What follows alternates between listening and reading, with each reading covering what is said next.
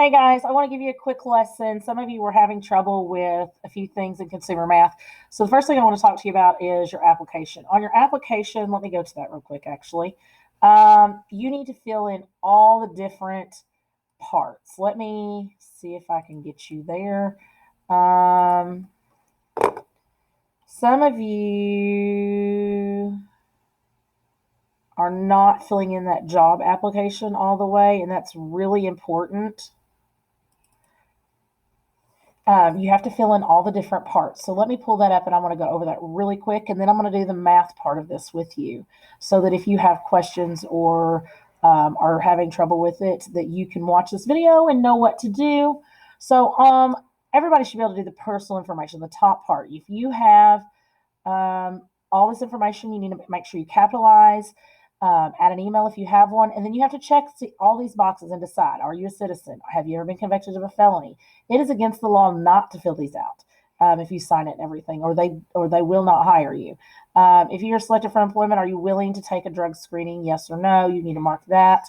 Position applying for, you can put any, or you can decide what you want to apply for. If it be a cashier, if it be a welder, if it be a construction worker. A nurse, whatever your position you're applying for. Available start date, you're going to pick a date that is realistic for you.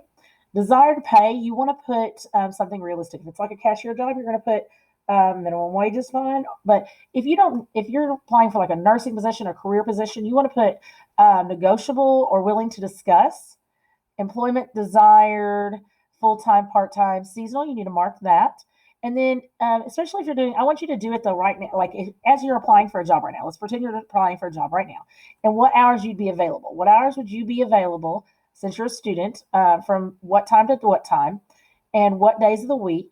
And you're going to fill that in properly. And then school education, you're going to put Kennett High School, location Kennett, years attended, how many ever years you've attended Kennett High School, and then degree receiver, you're going to put graduating in, and then the year you're graduating in, and your majors are basic. And then if you have college experience, you're going to add that to that. References, these are personal references, people that know you that are not related to you, but can talk about your work ethic, your ability to be reliable, that trust you. And you're going to need to fill that in, every part, what kind of what their title is, what company they work for, and a phone number. And then employment history, if you've had any job, you start with the most recent job, and you're going to put that here.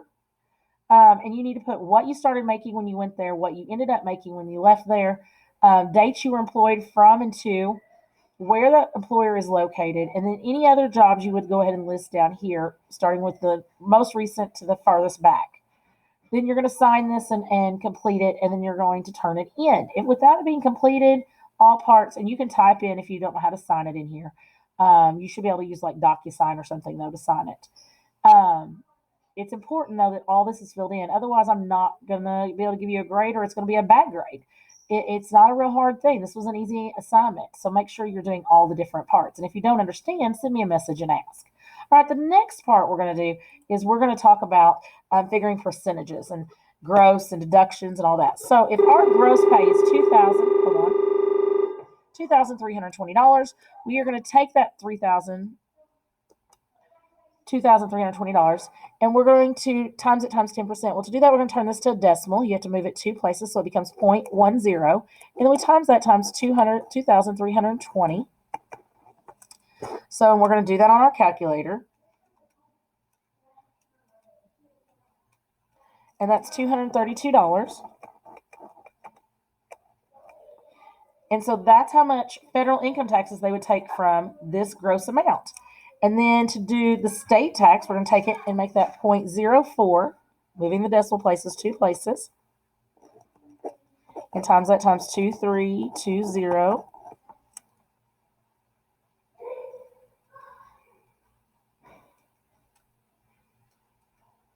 Which is 900 or 992. I can't get it out.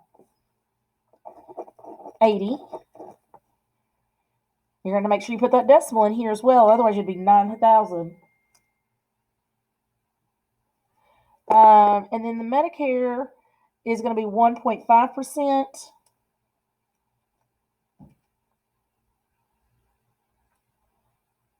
So you're going to do 0.015, and that's going to become $34.80. And then you're going to add all those together, and that's your total amount of deductions. How much ever, and it may be more than 3 things, but it could be 5 things, 6 things, but whatever your deductions are, and you're going to add all those together, and that tells you how much the deductions equal. So in this person's case, their deductions would equal $359.60. So deductions. And we subtract that from this $2,320.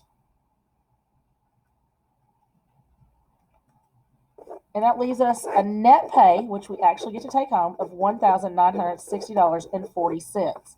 And this is how we solve that. Okay, and if this is someone's net pay, this would be what they get to take home, and that's what it's talking about.